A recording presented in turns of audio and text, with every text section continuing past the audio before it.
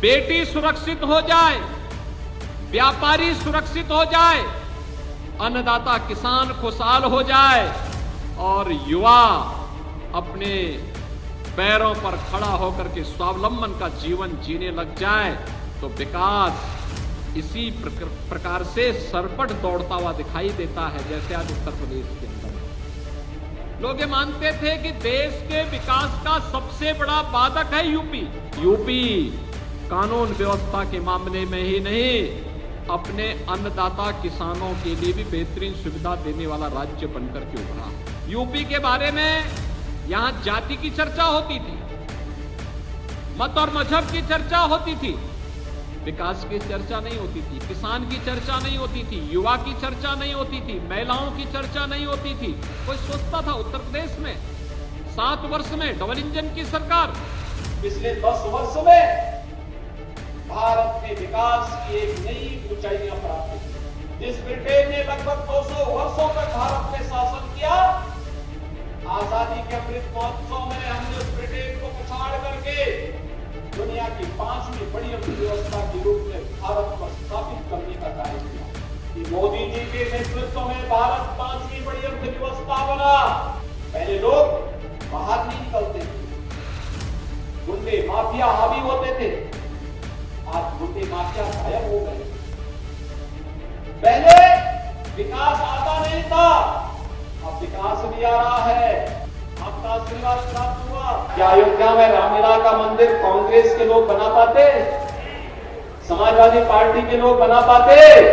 बेटी सुरक्षित हो जाए, व्यापारी सुरक्षित हो जाए, अन्नदाता किसान खुशहाल हो जाए और युवा अपने पैरों पर खड़ा होकर के स्वावलंबन का जीवन जीने लग जाए तो विकास इसी प्रकार से सरपट दौड़ता हुआ दिखाई देता है, जैसे आज उत्तर प्रदेश के अंदर है।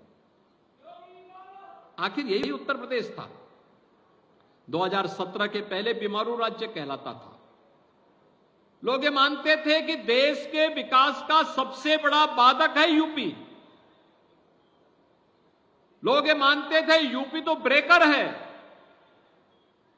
लेकिन हमने उसी ब्रेकर को दुरुस्त करते हुए देश का ब्रेक थ्रू बना दिया, डेवलपमेंट का ब्रेक थ्रू बनकर के आज एक ग्रोथ इंजन के रूप में यूपी काम कर रहा है और यूपी कानून व्यवस्था के मामले में ही नहीं, अपने अन्नदाता किसानों के लिए भी बेहतरीन सुविधा देने वाला राज्य बनकर के उभरा है।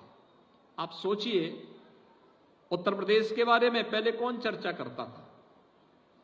यूपी के बारे में यहां जाति की चर्चा होती थी, मत और मजहब की चर्चा होती थी, विकास की चर्चा नहीं होती थी, किसान की चर्चा नहीं होती थी, युवा की चर्चा नहीं होती थी, महिलाओं की चर्चा नहीं होती थी, धामों की चर्चा नहीं होती थी, आस्था की चर्चा नहीं होती थी। आज तो विकास की योजना का लाभ हर एक गांव, गरीब, किसान, नौजवान, महिलाएं सबको समान रूप से प्राप्त हो रही है।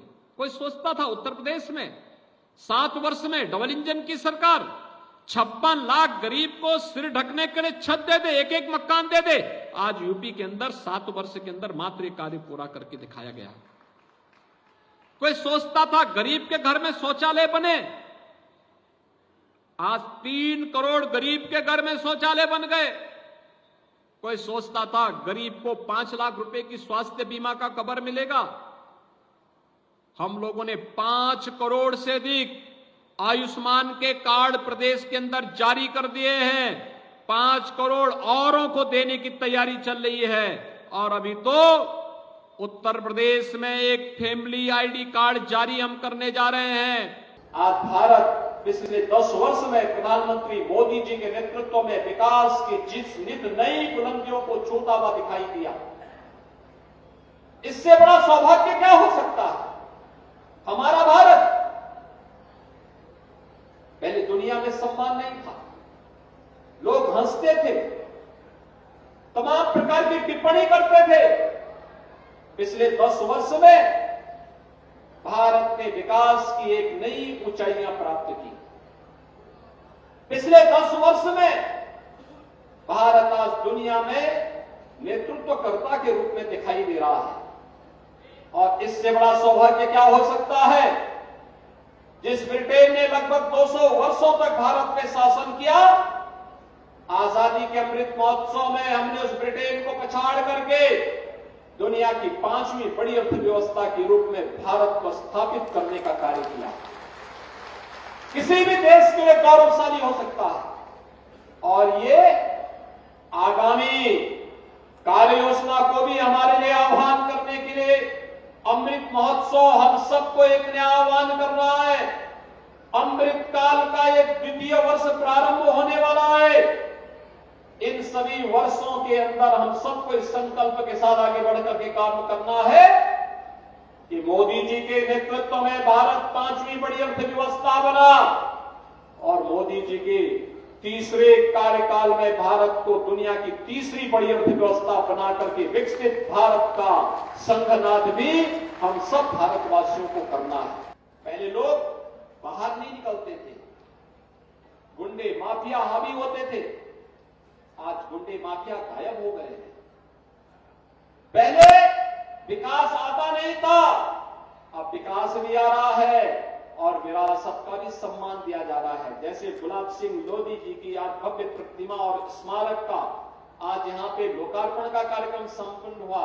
सातन पासी के किले के भी पुनरुद्धार के लिए सरकार इसी प्रकार की बड़ी कार्य योजना को आगे बढ़ाने का कार्य कर रही है। बहनों और भाइयों, यह सरकार डबल इंजन की सरकार है और डबल इंजन की सरकार इसलिए है क्योंकि आपका आशीर्वाद प्राप्त हुआ है। आपका आशीर्वाद प्राप्त हुआ तो अयोध्या में रामलला का भव्य मंदिर का निर्माण किया। आप मुझे बताइए, क्या अयोध्या में रामलला का मंदिर कांग्रेस के लोग बना पाते? समाजवादी पार्टी के लोग बना पाते?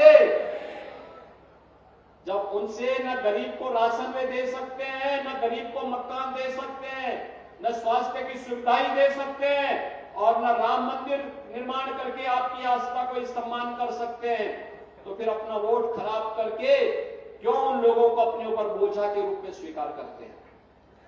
और इसीलिए हम आपका आह्वान करने के लिए आए हैं। पूरे देश के अंदर एक ही आवाज आ रही है, पूरे देश के अंदर एक आवाज है और वो आवाज है 2024 में फिर एक बार